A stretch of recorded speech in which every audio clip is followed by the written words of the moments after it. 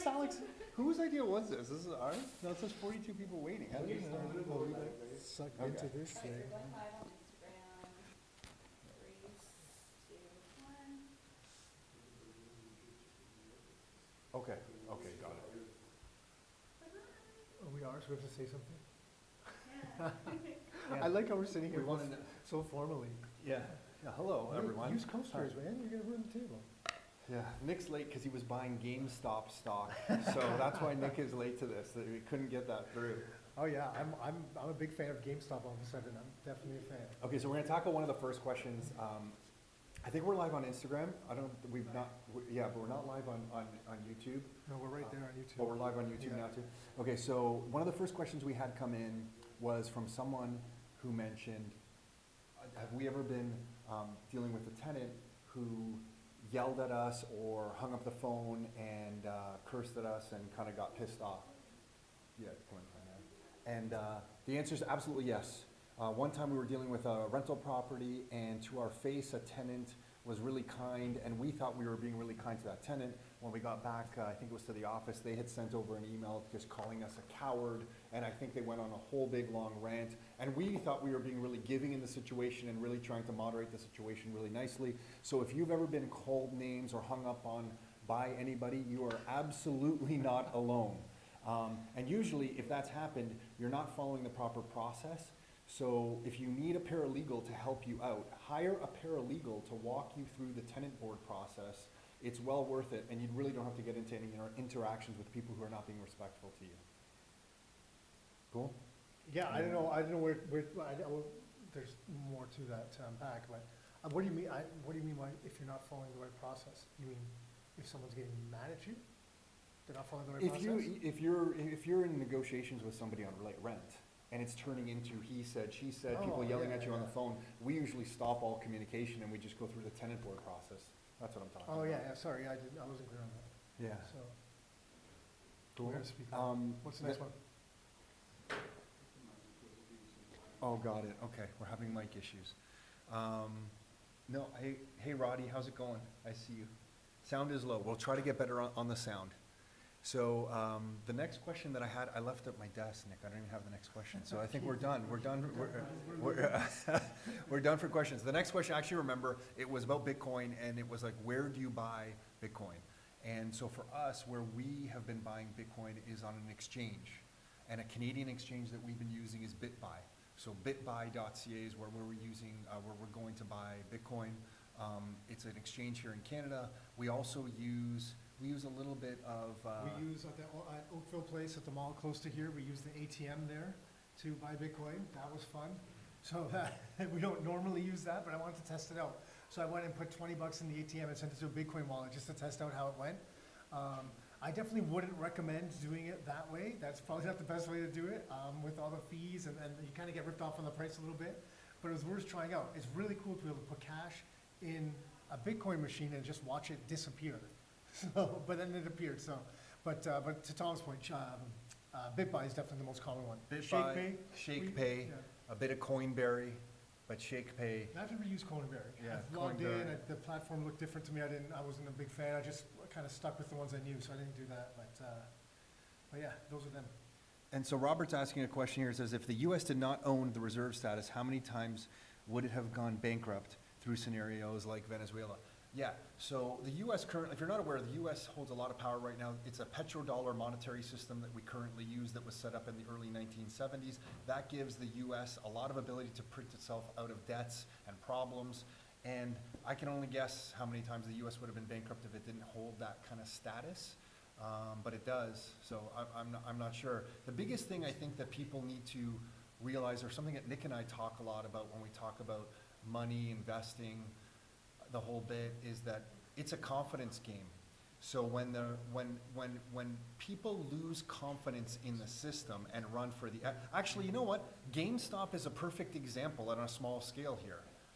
If you've been following what's going on with GameStop right now on the stock markets, when a lot of people run in or run out of something, it clogs those passageways. So when people lose faith in the American dollar and everybody runs out of American dollars and tries to buy things like art, real estate. I mean, Aiden's buying, my son's Yeah. playing around buying. Mahomes rookie cards. He hasn't bought the Oh, he Mahomes, didn't the buy- no, Mahomes no. rookie cards are, that's more Dan. Yeah. But Mahomes rookie cards and NBA cards, all of these things are going through the roof. Look So- at sneakers. Look what's happening with sneakers the last time. Like all this type of stuff.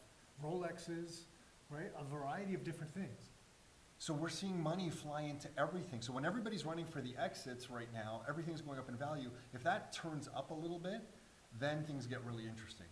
So to us, it's, it's important that you set yourself up now for what we think are bigger problems to come ahead. Right? You were going down there? Up here. It doesn't matter. The next question's having tons of issues trying to buy new properties on all listings using a platinum real estate agent, but never getting selected for allocation. Yeah, totally. So who's that? Vagabond Mark. You're not alone. We can't find enough property. Everybody's trying to find properties, whether it sounds like you're doing pre-construction stuff based on that question. So whether it's pre-construction or getting resale stuff, you're completely not alone. You just need to continue building those relationships with a bunch of different people, and eventually you're gonna find something. But, I mean, Yeah. I don't have any. There's one other thing to consider if you are, because you're saying using platinum real estate agent, that's likely means you're in condo pre-construction, going through any platinum brokers that have that relationship. There's, the platinum brokers will only have access to specific projects, so they don't have relationships with all the builders. Different ones will have different builders, so you can try that. Also, in the past, depending on the way the things are structured, but in the past, it was much more common for the price to be slightly lower with the platinum launch. Now, it's much more uncommon for that to actually happen. So often, prices are the same. There might be some perks with platinum, but the biggest perk is that you can probably just get a unit.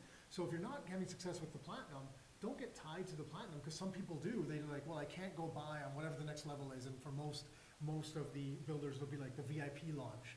You can try then at the VIP launch, or you can try with the regular public access if you're able to get that type of stuff. So, but to Tom's point, yeah, supply is definitely an issue. And we've looked at the numbers, I'm not gonna pull it up now, but we've looked at the numbers over time, and no different than what some other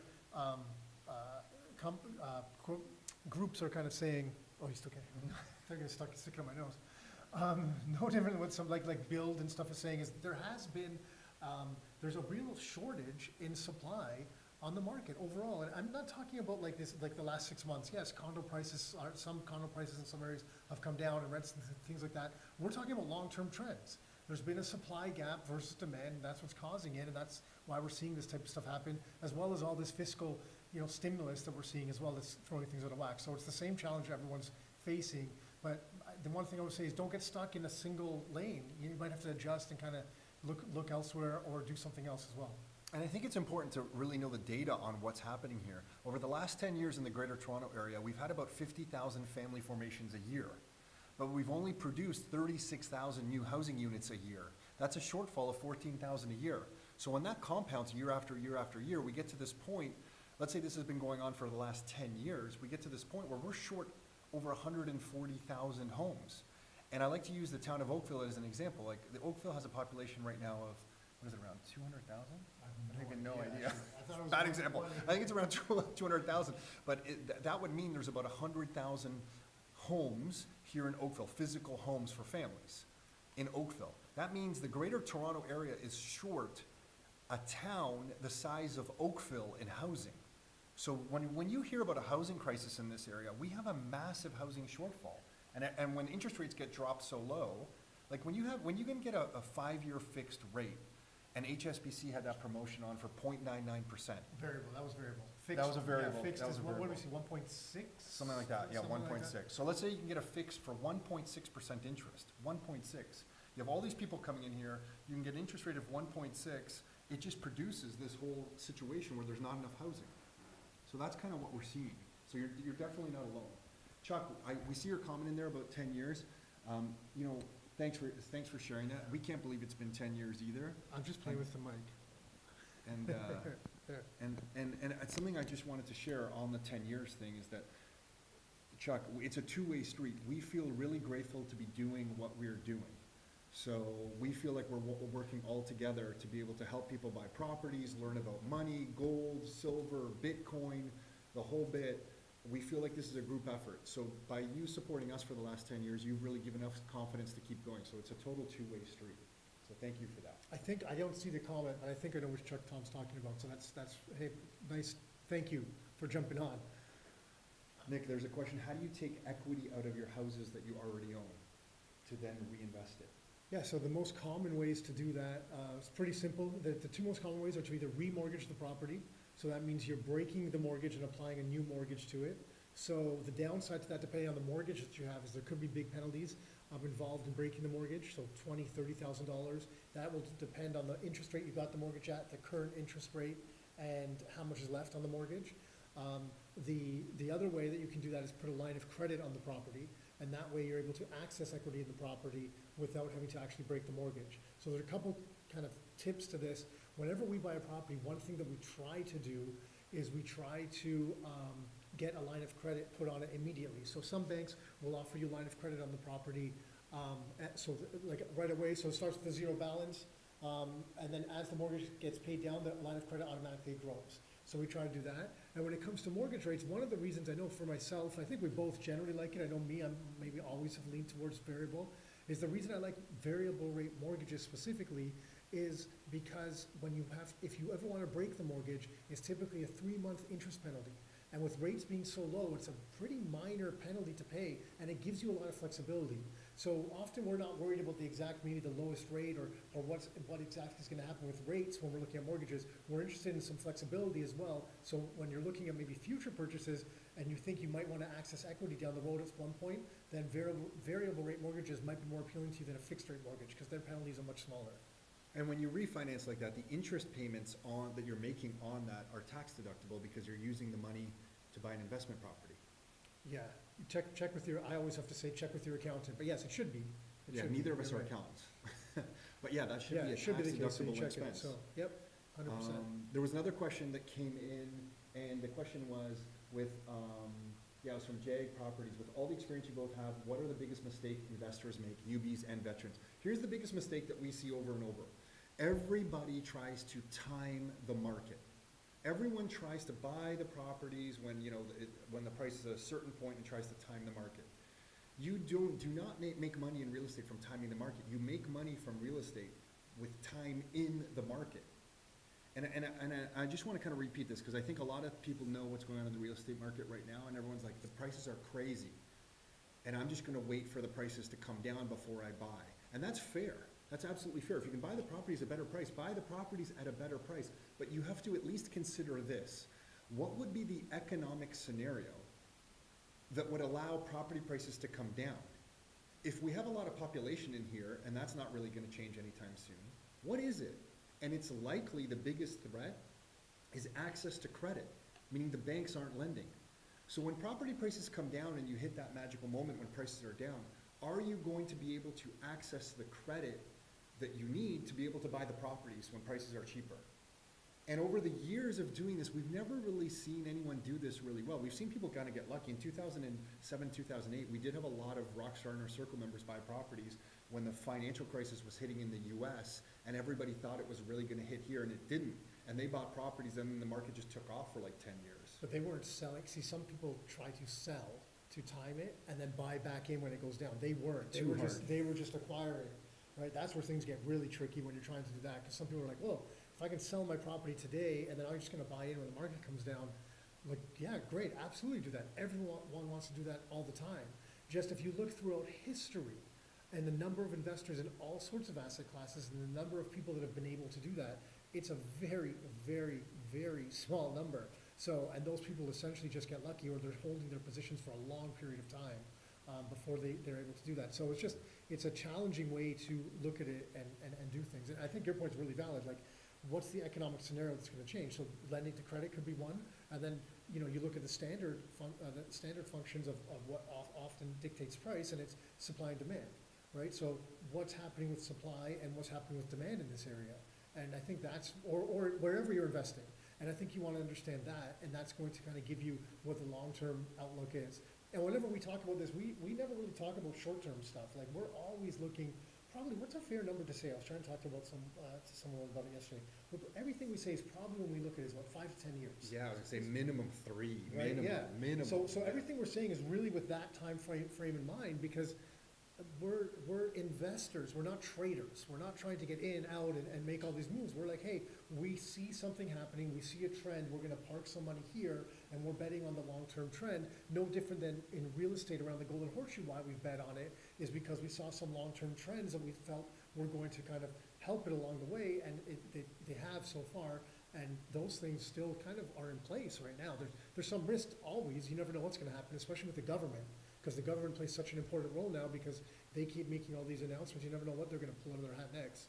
But that's a big thing when it comes to stimulus in the real estate markets and stuff like that. And it can come off self-serving, like, oh, sure, you guys are just saying just buy properties, you guys own a real estate brokerage. And we don't mean it by that by any means. You don't have to buy a property with, like, that's not what we're here for at all. We're here for trying to build an asset base so everybody has some financial security.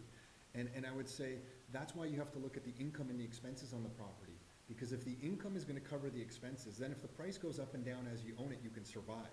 So that's the way to analyze income properties. You analyze it like you would a business. So you look at the income and the expenses, and then your risk factors are interest rates and things like that. That's the way to look at it. People who look at just the price of the asset when it's a business aren't really looking at the fundamentals of the asset. Look at the fundamentals. And Nick, I just saw a question pop up in your career saying with all the demand in single-family homes, do you guys see builders like racing to build more single-family homes? And we see builders talking about doing that, and we just had some in for the podcast a little while ago, but they're faced with so many regulations to get different approvals that they just can't go out the door. And I want to share get them out the door fast enough, and I want to share one more thing. We just had a builder talk to us that's doing a build right here in Oakville.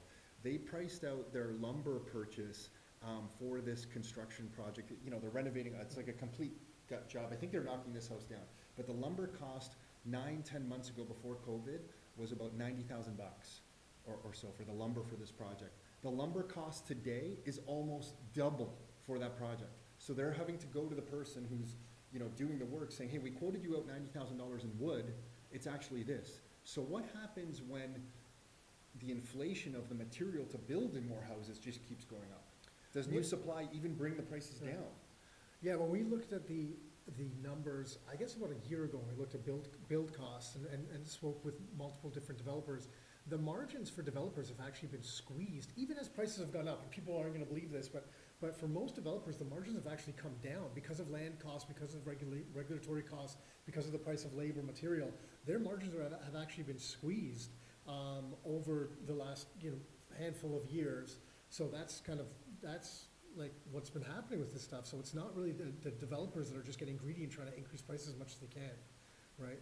There was a question up there about what % of the new normal will work from home, and I'd like to kind of, I saw it because it kind of, I guess we always kind of thought that, and I don't know, the answer is I have no idea, but we were already starting to see signs. Come on, give us the answer, man. But we're already starting to see signs from different organizations saying, hey, look, this might not be working as well as we kind of anticipated this to be working, this whole work from home thing.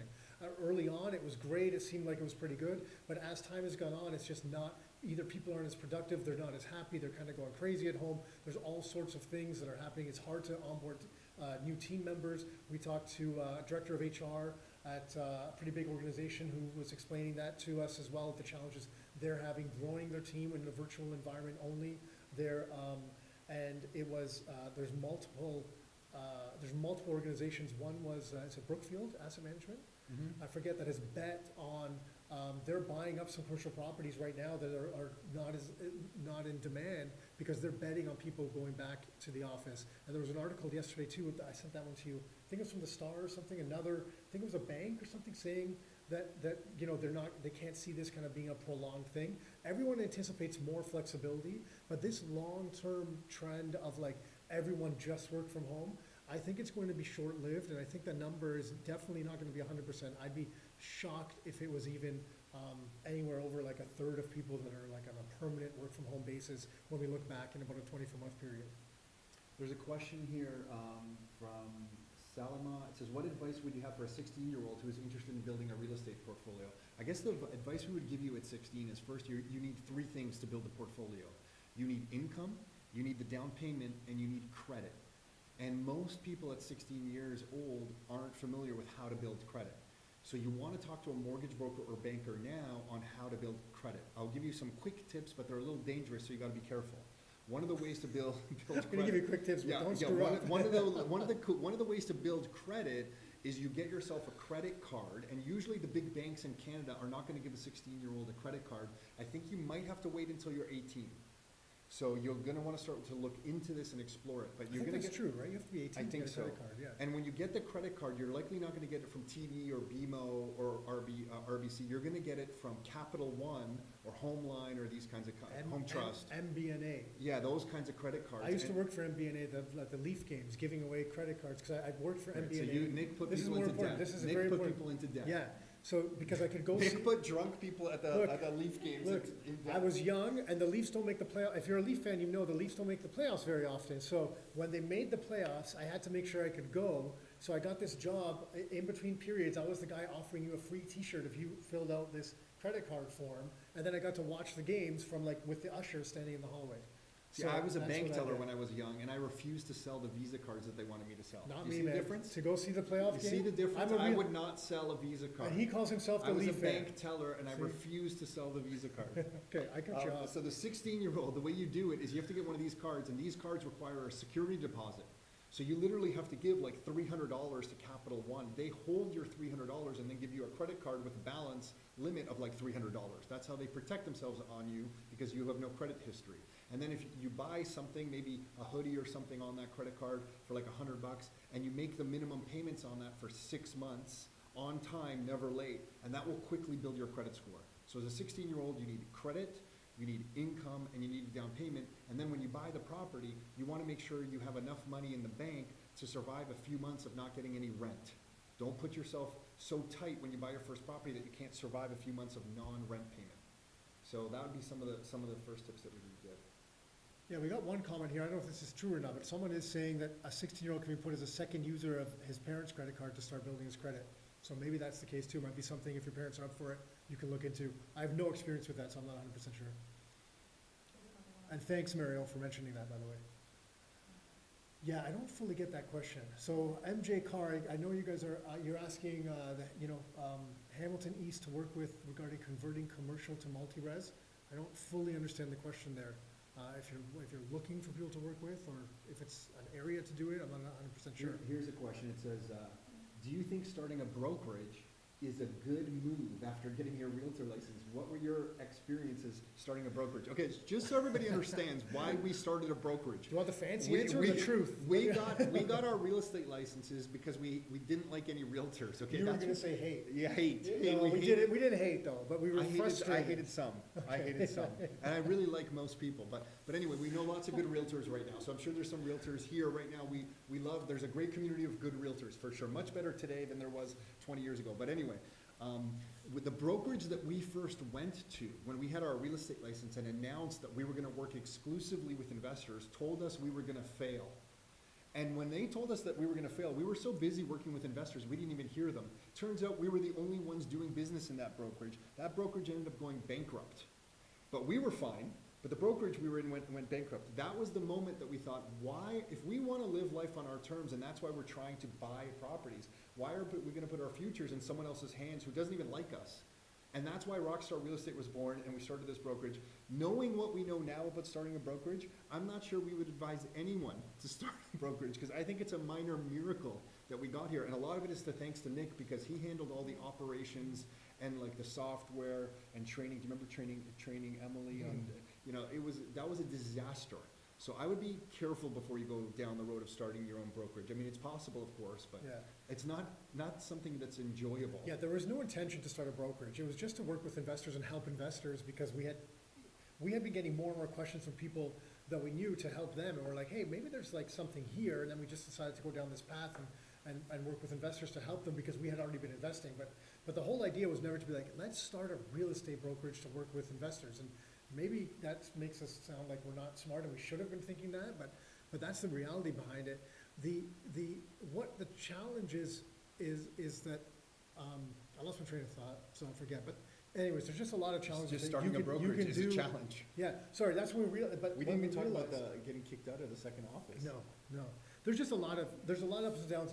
I would probably get a footing doing something else.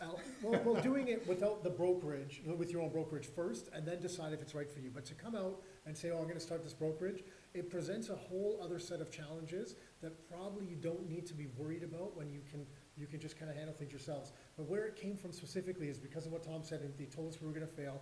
No one was willing to support us. Working with investors back then is not like it is working with investors now, where people kind of appreciate investors. Some people wanna work with investors, especially pre-construction condo people. It was like you were looked down upon if you worked with investors, or like, you need to, we were told you need to list to last. That's like the saying in the real estate industry. They're like, you can't work with investors, they're just buyers, you're gonna waste all your time. So it was a different time in the real estate industry at that time. And then we went to a second brokerage, same thing, they didn't really support us with anything. So we just said, why are we at these brokerages that are not supporting us at all? We might as well just go out on our own. But we probably, maybe it was a blessing in disguise, because if we had a brokerage that was very supportive of us at the time, we probably would have never gone out on our own, really. Rockstar would not exist. Yep. But there's one other story I just need to share. On our second office, we were subleasing the office space, and we were paying our rent on time every month, but it turns out our landlord wasn't paying the true landlord. So after a few months, we came in and the doors were locked to our office, and Nick broke into the office, and the security guard there called the police on Nick. And because I was there too, but I was in the hallway just waving. I was in the hallway waving while he broke in. But he broke in because we existed as a brokerage already at that point. We were just leasing office from somebody else. And we had to get the fax machine because we were starting our computers, the phone systems. So Nick broke in and we started hauling all our stuff into the hallway. The police showed up and we started negotiating with the police to get our own stuff out of there. And then we rented 2 trucks and put our stuff in public storage for 3 months until we found our previous office that we were in for like 7 years. So Rockstar Real Estate existed, not everybody knows this, inside a public storage unit at the QEW in 3rd Line in Oakville for 3 months. And when people called us and said, hey, want to come to your office and drop off a check, we were like, oh, no, we have a VIP service. We come to you. So we will come to you to pick up the check. And we did that for months. So anyway, so next time you drive along the QEW, if you look on the north side there, right kind of behind the Audi dealership, in some of those storage units right there, that was our office for a few months, There's a question here from Diana. So hey, Diana, good to see you on here. Do you feel that rent-to-owns are more attractive now for people looking to get into the housing market? Yeah, rent-to-own is definitely something that there's always a need for. So if you're not familiar with that concept, a rent-to-own person is typically someone who has a good income. They can likely buy a property. They have that good income, but their credit score is low for some reason, either personal reason or business reason, and the banks won't deal with them because of the credit score. So we will put them into a house and have them buy the house from us if they choose at the end of 3 or 4 years. And in exchange for accepting them with bad credit, we will take an upfront option fee as security because the credit's low. And the demand for that kind of thing always exists, and it's probably stronger now. We don't have any vacancies in any properties that we're dealing with investors beyond a couple of weeks at this point. Usually properties are getting filled up really quickly. And I saw another question here, Nick, somewhere about student rentals. I was just gonna say on that rental note, though, someone called out, someone I was speaking with today, actually was looking for for a rent-own property, because they have some interest in it. And yeah, as it gets more difficult to find a property, or as qualifying for properties gets a little more difficult, the demand for rent-to-own typically goes up on the tenant side, so it creates some opportunities for investors. And somebody was asking, I don't know where that one was, somebody was asking, oh yeah, no, here it is. This one came in, I think, through Instagram. This one is, my students in my student rental property are moving out as their lease expires. Nobody, all in caps, is expressing interest in renting out the available rooms due to COVID lockdown. Do we just have to do whatever we have to do to survive until normal life returns? So I wish I knew where this property was. This the username here is Rick Berna 123. Rick, if you can tell us where that property is, because that's not the experience that we're seeing in student rental land. We can tell you at Western, at McMaster, Mohawk, and at Brock, we're seeing students rent properties. So for example, my own son rented a property recently at one of those universities, and there was a lot of demand. He had to hustle hard to beat out some other people. At McMaster, we recently had some of our student rentals turn over. We filled 2 properties this year. So one was filled last week. It took us about 2 weeks or 2.5 weeks, which is longer than normal, 100%. And the other one was filled on the first showing, which is normal. What we generally are finding is the universities where the residences are completely closed and there's no first-year students in the residences, the demand there is lower than like at a place like Western where the residences were left open and there was some on-campus schooling. In those areas, it's almost like any other year where I know Tom's son lost out on a couple properties before he managed to get one. And he had to act fast and kids were tripping over each other to get to sign leases on these properties. But that, you know, the demands, I think it might still be a little bit softer than it normally is. But at McMaster, where the residences weren't open, so there's not that influx of first-year students then looking for homes, and they're kind of holding off to see what the university plans are. The demand is slower, but there was regular leads coming in on a regular basis. So I think it's going to be a school-to-school thing that you got to kind of look into, but there's still definitely demand. And we saw in our own properties a lot of second-year students now going into third year looking for new homes or looking for other properties, because this is a good example of where if you kind of have a not so desirable property or some horror stories as a landlord, if you're not a great landlord, because I heard some horror stories from these kids, then they might look elsewhere for something that is a little more reasonable for them. So if you have a good product offering at a fair price and you're willing to treat them with respect, it's pretty good chance you're still going to be able to find some demand. There's a question here from Mariel. I love this question. If the currencies collapse, and so does the economy, what happens to properties, and especially with properties with a mortgage, how would it be possible to pay it off? I love this question. You know why I love this question so much? Because if currencies jumped into the yeah, camera. if currencies Coming into yeah, your living if room. currencies collapse, there's going to be a process that if you have a mortgage of, let's say, I don't know, let's call it $250,000 mortgage, whatever. If currencies collapse, part of that collapse is printing more and more money before the confidence of it eventually erodes. So you're going to have a moment in time where you're going to have access to a lot of easy money that you will be able to hopefully use that money to even pay off your mortgage. So when a currency collapses, it loses its value. And during that time, more and more of it is printed. If we can all get our grubby little hands on some of that, your debt might look really small when compared to the new currency as it's being printed out there, and maybe you're going to pay it off. But if you don't pay it off, what will likely happen is that mortgage is going to be transitioned into a new currency or new monetary system. So for example, when you want the mic closer? Like this? When the dinar collapsed in Yugoslavia, or I know recently, some mortgages in that country are still currently in Swiss francs. Don't put the freaking thing close to me, Blake. What are you doing? Some mortgages in that country See the way the older brother talks to the younger brother? It's Just disrespect. So if an economy does collapse, likely a new monetary system comes in, the mortgage will be denominated in something new, you'll be accepting rent in something new, you'll still have an asset that produces value, and you're going to be able to pay it off. But there might be a moment where you can pay off that mortgage with really cheap dollars, because the current system is designed to solve the debt problem with more debt. So if you currently have debt, and there's going to be more debt in the system, you might go through a moment where you can pay off your mortgages really easily. That was like a birthday gift to you. I think someone was paid $20 to ask you that question just to make you happy for that one. So that's great. Hey, Tom Stone Mortgages actually responded. So thanks, Tom, for this. It's to comment about the 16-year-old wanting a credit card. To own your own credit card, you must be at least 18 years of age. If you're under 18, the bank will require a cosigner. I didn't think about that. That makes perfect sense. The cosigner must be a parent or guardian. So that's a way to start to do it that way as well. So kind of a third way. I always want to help out the young guys trying to get in, or girls. Leanna, we see your question here saying we're experiencing the same thing with student rentals. We can't find tenants for upcoming term. Our student rental is in London at Western. So I would really talk to some of the property managers there. We're currently not seeing that at Western, and not in any grand way. And not even just with Tom's son. We have multiple other investors we know in the area that have built their properties, so we've seen a decent amount of demand there. Yeah, if you want to flip an email into us, we can probably put you in touch with some of the mortgage brokers, property managers out there that might be able to give you some insight into what's going on with your specific property. So the email address for our team here is just members@rockstarbrokerage.com. If you flip an email there, maybe we can put you in touch with somebody. And then Nick, I see this question here from Daniel. It says, would you say it's better now more than ever to diversify your investment portfolio into other forms of assets and into the stock market? So I'll let you tackle that one. Is now a better time than ever to diversify your investment portfolio into other forms of assets and into the stock market? We don't have short-term objectives. We don't have the goals. Well, no, it's a really tough one. If you're asking specifically today, based on everything going on in the market the last few days, The short answer is no. But there's a lot of people that are very concerned about the stock market, but I'm definitely no stock market expert. The one thing that we look at is, any good assets. I'm always interested in diversifying. It's not necessarily now versus 6 months ago or versus 6 months from today.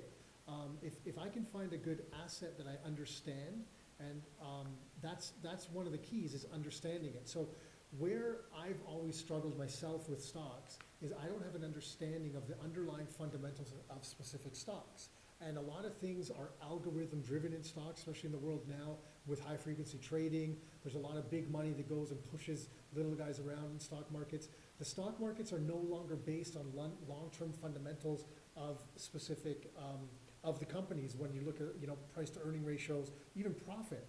So there's a lot of things, a lot of factors, there's a lot of weird accounting stuff that goes on. So because we can't feel that we can get a true information advantage with that, we don't dive deep into the stock market. We do play here and there occasionally, but in no big way. But if you can get an information advantage and you can find good assets that are valuable to you in the markets, that is something you might want to look into. But to us, it's really about that understanding, and it's harder and harder to understand. Well, anything we're interested in is really some form of self-liquidating asset. And the biggest reason we want self-liquidating assets, so those are assets that spit off income streams, like some dividend-paying stocks, if we're talking about stocks, is we want to then be able to benefit from that income stream, have the asset pay for itself, and then leverage that asset to buy something else and to be able to grow our asset base that way.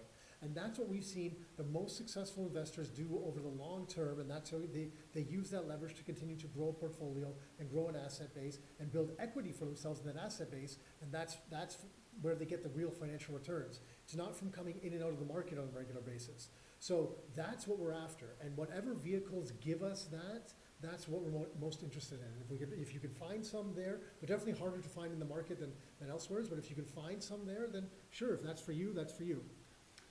There's a question here from Instagram. It's Obvious Guy 1 says, in the rent-to-own scenario, wouldn't someone with a poor credit score be a red flag to me as an investor? They may be a professional squatter. How do I get them out if they stop paying rent? Okay, there's a couple points to unpack here. The first one is, if they have a poor credit score, that is a red flag. In exchange for accepting them as a tenant in your property, you request an option fee that goes towards them buying the property if they so choose. So in exchange for the risk of their bad credit, you accept an option fee. Sometimes that could be $10,000, $15,000, $20,000 that you then have and can use as you please. If they go to buy the property from you, that's the way a rent-to-own works, that fee that they give you up front as security then goes towards buying the property. So it's almost like reaching forward 3 or 4 years and pulling some of the profit of selling that property out and extracting it really upfront early, and it gives you the security in exchange for their risk. And as far as professional squatters, I know there's a lot of people who have different stories with tenants. If you follow the Tenant Act pretty closely, with the N4s and the L1s, these are the forms that you use on the tenant board, you typically can get people out of your properties pretty easily. The tenant, I know there's some difficulties, but the Tenancy Act here in Ontario, it's actually really good. It protects tenants and it protects landlords. It does a pretty good job. We've seen a lot of, we've worked with a lot of investors and seen a lot across a lot of different properties. And do those types of things happen? Yes, they do. But the numbers are, it's very, very, very small percentage. I personally think, anyone letting that particular thing hold them back, if that's the one reason they're worried about owning an investment property, I think it might be a mistake, from what we've seen in our experience. COVID obviously changed some things because there's a backlog from the sheriff's office now and landlord-tenant board hearings. Those are unusual times, obviously, but beyond that, it's just a very small percentage of people. When eviction for non-payment of rent is typically a very straightforward matter. With it's where evictions get more difficult. So it's like a he said, she said type situation. It gets more difficult. Someone's screaming Rado one. There's a question on here that says, are you done with that one? Sure. It says, hi guys, want to buy some Bitcoin but don't know where to start and if it's a good investment. This is a pretty big question. Don't do it. Yeah, yeah. Here's the way to think about this kind of stuff is, in our lives, and at different times, you have different levels of this, especially when we were younger, you don't have all these 3 buckets done. But in our lives, we've wanted access to 3 things. We want access to liquid cash, so cash savings. We want access to cash flow, whether that's income from a career, cash flow from real estate or cash flow from a business. Preferably all of them, if you can, like, the Ideally- more cash flow, the better, Yeah, right? yeah, so we want liquid cash saved up in the bank, and, you know, you have to work to make savings. We want income streams, cash flow from career, properties, business, and then in the middle, we wanna have this third bucket, and the third bucket is we wanna have some hard money. And what we mean by hard money is we want some of our savings not to be in a form that can be easily manipulated by the central banks. And to us, over the years, that was always silver and gold. We dismissed Bitcoin. We were wrong. Now we're pro-Bitcoin. Nick's still not, just by the look on Nick's face, Nick's just looking at me. No, we believe in Bitcoin now. So Somewhat here's pro-Bitcoin. the way we look at Bitcoin is that when you buy Bitcoin, you're owning a percentage of something that has a fixed limit. So it's rare. And when you're buying it, no one can change that percentage that you own, so it can't be manipulated. If all your savings are in Canadian dollars, the amount of Canadian dollars in the system can be manipulated by the Central Bank of Canada. So the value of them can go down as more and more money is pushed into the system. So just to repeat, we want access to liquid cash for emergencies and paying the bills. We want cash flow in the stream of businesses, properties, our own careers. But then if we can save up some money long-term, we don't want all of that to be in dollars. We want some of that to be in hard money. It could be silver, gold, or Bitcoin. And the reason for that, again, is just the amount of Bitcoin cannot be manipulated. So when you buy it, you're owning a percentage of something that can't be monkeyed with. And we like that. Yeah, there's another way to look at it too, like, if we look at what happened today, in the stock markets with all this short selling going on around GameStop, if you look at what's happened, a lot of the exchanges got together and they basically just kind of shut off they didn't say this, but they all magically went down at the same time so no one could kind of log in and make any trades. And now they've just changed the rules on some of the games. Some of the exchanges have just like Robinhood has just come outright said that you just can't buy GameStop shares. So part of it is like, a lot of this stuff seems crazy, but when you see it happening, you're like, well, why doesn't it shouldn't seem crazy because this stuff happens. So part of the appeal of Bitcoin is having some sort of financial asset, if that's what we're going to consider it, outside of the system that is kind of can be so controlled by these other entities that have such control over it, so they can't just shut off the tap to you anytime they want. So there is kind of an appeal to that aspect of it too. And I'm not talking about like, hiding everything you own from the government or something. Some people, maybe they want to do that, whatever the case may be. But when you see things like happen today, it's like, man, it's really interesting to see how quickly some of these larger organizations, whether they're banks or governments or whatever, can get together and just say, okay, we're going to change the rules. We're going to close the doors. We're going to close the doors. You can't do this anymore. So there is that aspect of it too, beyond just owning a percentage of something else.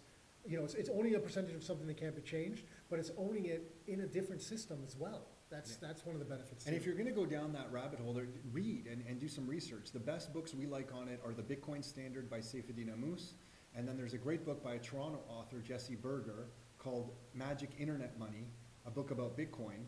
Read these books. So if you read those two books, it'll give you a lot of insight. So you're buying something that you know. Like Nick said earlier, we only do things where we feel we have an information advantage.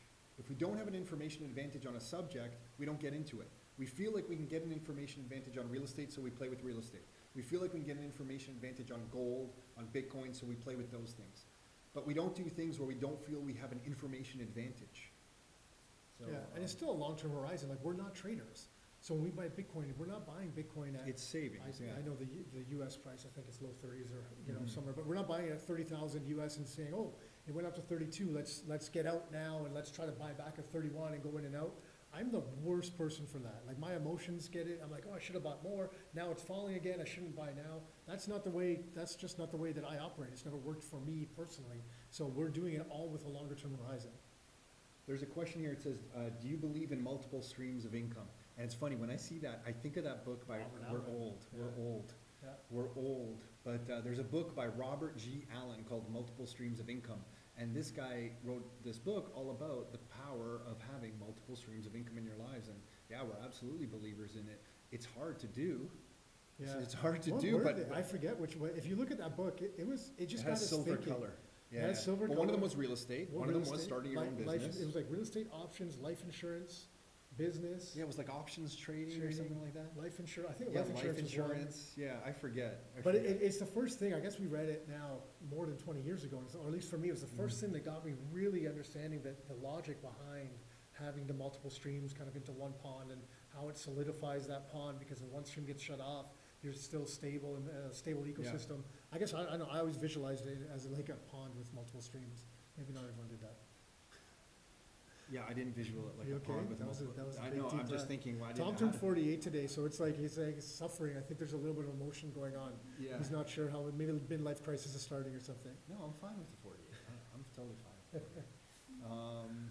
No, I was trying to think about your pond analogy with multiple streams of income. I know, I didn't think about it like that at all. I've always I never envisioned thought it as a about it as a pond. pond. I thought about it more like multiple rivers. With nice ducks, flamingos, You think of it swans. like a pond. It's multiple streams of income. Into the pond. Where do the streams go? They go into the Yeah. pond. Got And it. that's how it works. Oh, man. Okay, so I think, yeah, great, John. Hey, John, I feel Yeah, like we haven't see- spoken to John in a long time. Great book, yeah. Oh my God, John read that himself. See, someone else is getting old with us, Yeah. John. That Yeah, means you're old too if you You're read not that young book. either, John. You're not young either. At what point does affordability start to impact real estate prices in Ontario? What's the tipping point? This question comes up from some of the most sophisticated investors we know. This is a great question. At what point does affordability start to impact real estate prices? Because ultimately it has to, right? You qualify at the banks with a certain debt ratio to get the mortgage to buy properties. If property prices go up enough in value, how does everybody qualify for them? And you hit that limit. We think we're close to hitting that limit where the affordability is starting to get out of reach for the vast majority of Canadians. Here's the thing. We don't think the Canadian government or the Bank of Canada wants the party to stop. They may talk a good game, like they don't want people to have debt and be careful. They say all the things that sound right. But then why do they allow all the lending that's happening right now? Why don't they just increase the down payment limits right now? Why don't they make it harder to qualify? Why are they letting all of this go? We are seeing 40 offers on properties outside of Toronto. Like if we see an offer that has like only, somebody in our team just came in yesterday, it was Mike, came in and said, oh my gosh, I think I found a property in Hamilton with no offers, I'm acting quick, like he was freaking out. Don't let the secret out. Now someone's. Well, it was already yesterday, I'm assuming it's sold, if it's already sold, one day, I'm sure that's sold. So yeah, we're getting to that point, but here's some of our thinking. Even if the government says something really nice, like, oh, we can't have Canadians accumulate more debt, what about if they make some changes to let the party go longer that no one's thinking about? What about if they change amortization schedules? Instead of maxing out at 25 or 30 years, what about if they go back to 40 years, 45 years, 50 years? Now the prices can continue to go up, but the affordability gets better because you're spreading out the payments. So the payments come down in value. We don't think real And we're- estate always goes up, just to be clear. Yeah, we're not trying to defend that. We don't even think that's a smart move. We're just throwing that out there. Yeah, but, well, look what's happened. Look at what's happened over the last 10 years. There should have been an interruption to the steady increases over that period already, but there hasn't been. It's because of this government, what they call stimulus, right? But I look at stimulus as universal basic income for asset owners. That's what's really happened already. That's the way we look at this. So they've just been pumping money into the system, and asset owners have benefited from it. It's no different than what happened with the response to COVID, the low interest rates. When they dropped interest rates, affordability got better, and then people, as soon as they could afford the properties, they started going and bidding them up again. And if they're gonna keep printing money, what's stopping them from dropping interest rates again? I know it seems crazy, because interest rates are already at like historic lows, but the trends, if you look at the bond market, trends are that these things actually might be going lower, as crazy as it sounds, because we've seen already a 0.99% variable rate mortgage at the end of last year. 0.99. It's almost like, It sounds like a joke. it's like free money, right? So, yeah, it's not out of the realm of possibility, but that's the challenge with the market, is it's heavily dependent on these government announcements right now versus times in the past, right? So we'll have to, outside of that, we have to wait for incomes to be able to catch up as well. Wayne Neal said he read Multiple Streams of Income too. Did So he? Wayne Neal, Wait, yeah, nice. I knew you would have read Multiple Streams of Income. I know someone else pictured it as a pond with multiple streams. There's an immigration question in here that I want to get to, but there's also this question that says, eventually house prices will be unaffordable. At this point, will rent prices increase further? This is an interesting question, because when house prices get to be unaffordable, let's say, let's just go all out there and say it's really unaffordable for the majority of Canadians, will rent prices increase? There's a scenario in which rent prices can still increase, but it's not the way you normally think about it. What we are starting to see happen is that people are paying the same amount of rent for less and less space. So in effect, the rent per square foot is going up. about 9 years ago, we would rent out a single-family home on the Hamilton Mountain for like $1,400, $1,500, $1,600, $1,700. Less, that was like rent to own. Sure, Rent okay, was- that so was like $1,200, yeah, yeah. $1,250, a fully detached home. That same home on the Hamilton Mountain, like 4 years ago, you'd rent it out for like $1,800, so rent went up. But then at $1,800, it starts to get difficult for people to rent, right? So then everyone's like, oh, remember, we even talked about it, we've reached the max on where rent can go on these properties on the Hamilton Mountain. Well, you know what happened next? People started duplexing the homes because there was so much demand for property. People started duplexing the homes, and then that became more properties, more availability for real estate, and people started spending $1,800 just for the top floor and $1,600 for the basement. So now rents in dollar terms didn't really go up, but what you're getting in rent, the size decreased. So in effect, rent per square foot went way up, but it's just really not recognized. So yeah, rents can go up. You might be getting less and less for your dollar, right? And the So- same thing's been happening with property prices too, if you look at it, like what you bought before is not just the property prices are going up, but even in new developments, even if prices are staying the same, they're just putting, the density in those developments is getting higher and higher. It's just because of where costs have gone to try to keep them as affordable as possible for people to get into the market. That's what the builders, that's where the demand is for that type of product. There's a question about immigration and where we think immigration for I think it's 2021 to 2023, I forget who asked Yeah. that question there. It's going, Oh, yeah. it's Well going off up, X. it's going up, only one way, up. Yeah, and I guess if we Up. had to make a projection, Keith, do you think we're still accurate? You know how you were saying the state of Canada depends on your answer right now, Keith? Okay, so no, you know how you were saying you had some friends in India who were approved to come to Canada, but they hadn't got their paperwork printed off yet because of some of the COVID lockdowns and stuff? Yeah, that's still the case. That's still the case? Yes. Because the offices are just, what, they're closed currently? Yeah, so there are offices which process, take papers in and can process the visa. It's basically closed. But they still have the intent to come to I don't Canada? think anyone heard. Can you- Yeah, I'll repeat it. Okay, so what Keith on our team was just explaining is that he has friends in India who are approved to come to Canada, but they haven't been able to print off the paperwork at the proper government offices because of some COVID lockdowns. Am I being accurate there, Keith? Yeah. They haven't been able to print off the paperwork, so they haven't been able to come into Canada yet, even though they're approved by Canada to come here. So to us, that tells us there is built-up, pent-up demand already in the system to come to Canada. And then Canada has increased its immigration targets for this year to 401,000 for this year, I think 410 for next and 430. That's well above what we had before. Our high-end targets before were like 340,000. So if we already have people approved that haven't got here yet, that are going to get here, and Canada's announcing new targets for this year that are higher than what we've had before, we don't have an absolute number for you, but we think the strong immigration is going to continue. So the attractiveness of Canada has not diminished during times of COVID. So I wish we had an accurate, like an absolute number to provide, but let's just say it's going to be high, is what we think for the immigration. It's not going to slow down. They've come out and said they want it to be higher, so COVID's the only factor.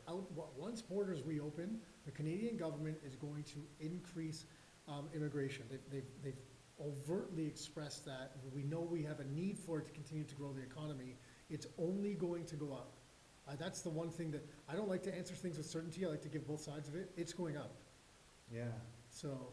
Did you have a question you want to take next, or I'll take one of these ones here? Where do you buy Bitcoin? How's the best way to store it so it doesn't get hacked? So we answered that. We buy Bitcoin. Our favorite exchange is bitbuy.ca. The best way to store, we use a ledger to store it, so it's an offline hardware wallet. You can go down a pretty deep rabbit hole with that type of stuff. If you go to our podcast, the Your Life, Your Terms show, there's a number of things on Bitcoin there that can kind of give you more insight into that stuff. As I'm plugging things. And since we have I a plugged the YouTube pod- video with Jordan from BitBuy. Yeah, oh yeah. So, or the YouTube channel too, there'll be, from BitBuy, the CEO of BitBuy actually explained some stuff too, so you can get that there.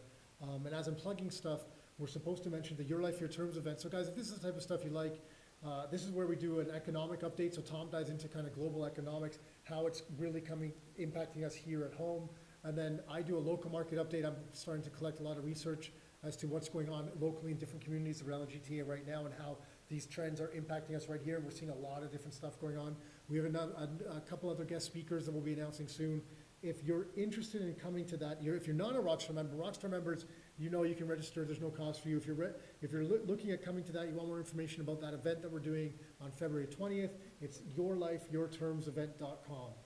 And there's a coupon code here that will get you a discount. I don't know exactly what it does, but it's yourlifeyourtermsevent.com, and it's live Q&A. Oh, it's 50% off. Oh, The okay. discount code's right here. Oh, you hold it up? I think so. You're like Van on White. Oh, we'll put the link in the comments. There's a Oh. discount code. Yeah. If we're really smooth on. Diana's asking, do you believe in the Great Reset that is continually in the news, and, you know, and how harmful or beneficial could it be? I guess everybody defines this Great Reset stuff a little bit differently. Here's the manner in which we believe in the Great Reset. The International Monetary Fund on their own website has said that there is a need for a Great Reset, and they're calling for countries to come together and rediscuss the Bretton Woods Act that first went out in 1944, which kind of provided the framework for our monetary system today. That slightly changed into the petrodollar system in the 1970s, and now the International Monetary Fund, which is like the kind of like a World Bank kind of thing, which is a joke. Sorry, couldn't resist, which is a joke. But anyway, they're coming out and saying they need to revisit all this stuff. It is, And you're right. It is a It's joke. funny, yeah. But anyway, they need to revisit all this stuff. So who knows what that's gonna mean? The biggest thing that we all need to be aware of is the likely next change in this Great Reset is going to be central bank digital currencies.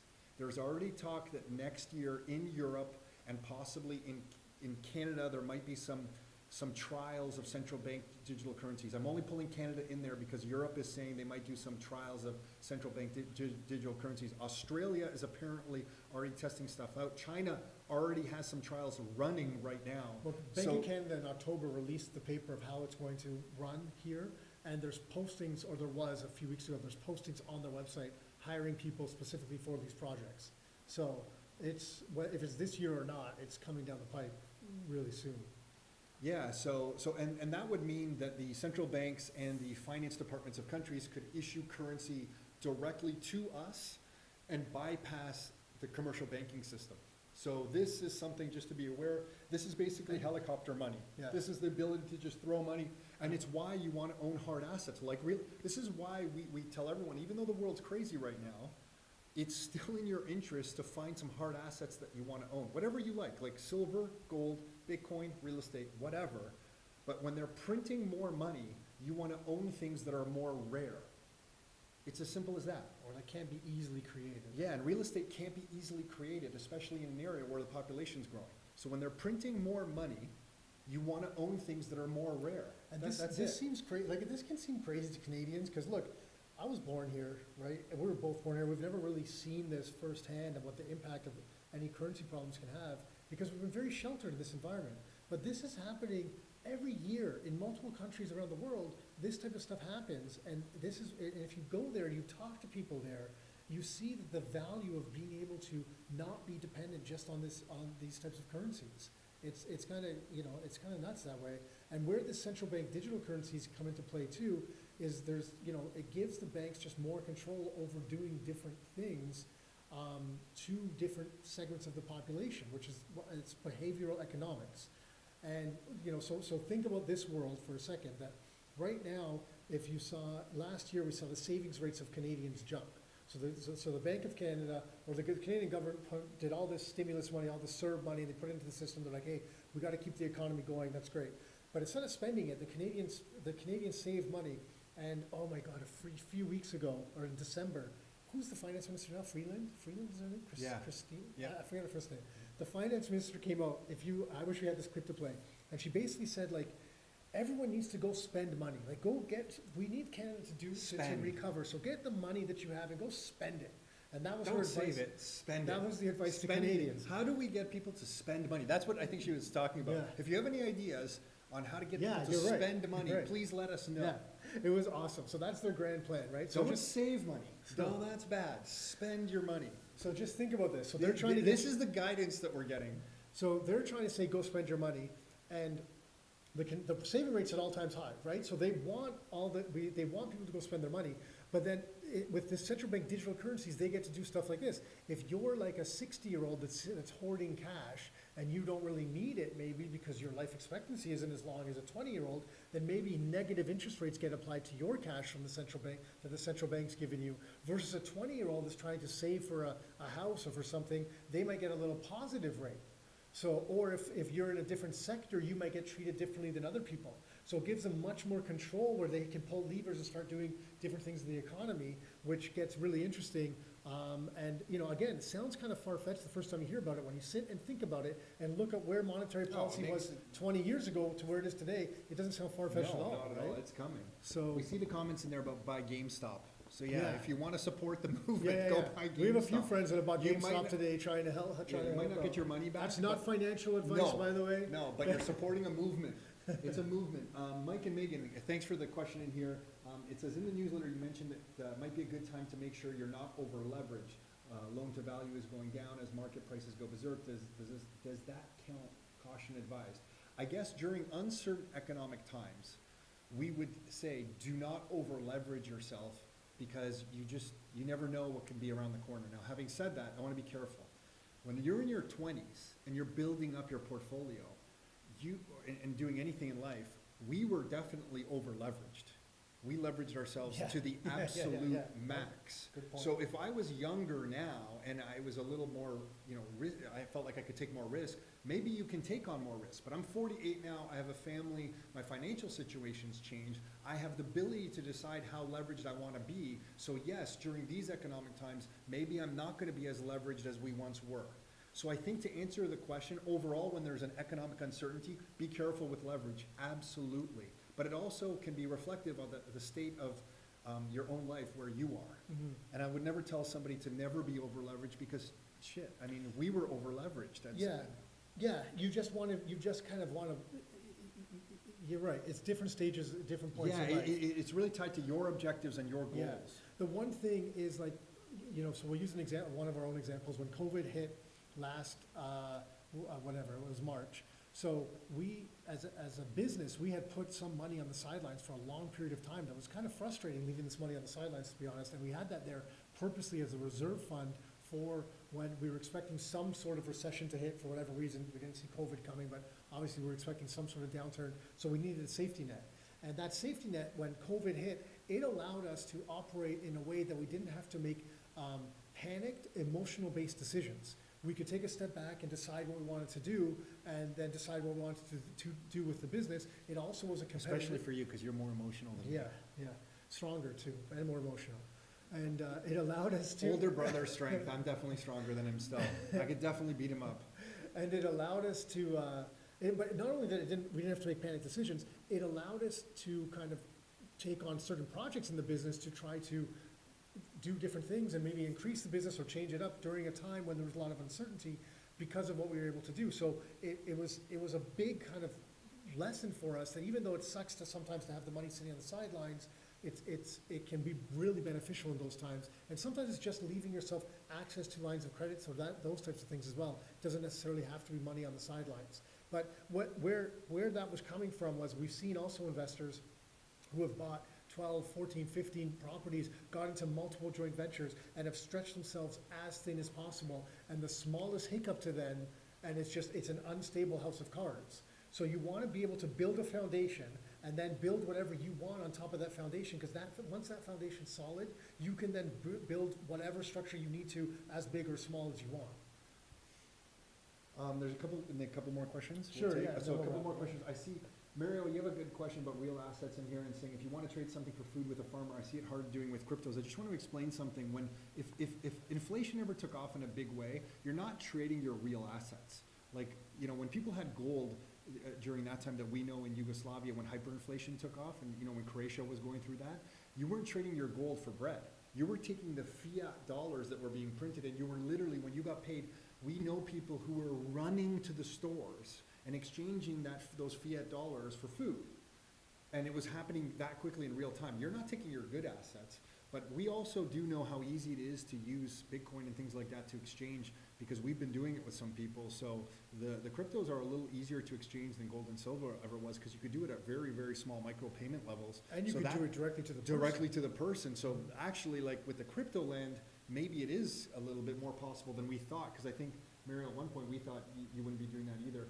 And then I think, Nick, there was one other question about the bond and credit market on YouTube that's coming from Robert. We're going to have Greg Foss at the Your Life, Your Terms event on Saturday, February 20th. If you're not familiar with Greg Foss, Greg is a Canadian who has 30 years experience in the bond and credit markets. And Robert, he's coming in at that event to do a Q&A session with us on exactly what you're asking. So on Saturday, February 20th, we're bringing a 30-year veteran of the bond markets to come in and talk about exactly what you're asking. And if you want to join us on that Saturday, the URL is yourlifeyourtermsevent.com. It's Saturday morning from about 8:30 a.m. to about 12:30 p.m. Our accountant is coming in, and Nick and I have some chats as well that day. And one, it looks like we still might be firming up on. But that's it. Are we going to wrap? Yeah, I Good. think that's it. Thanks for hanging out, everybody. That was Thanks, fun. guys. We don't do this often, so No. that was cool. Thanks, everyone. Have a good day. See you guys. Later. See ya. See ya. We don't know how to end it. Yeah. We're not leaving. We don't know. Oh, we're still here. Oh, hey, everybody. Everybody.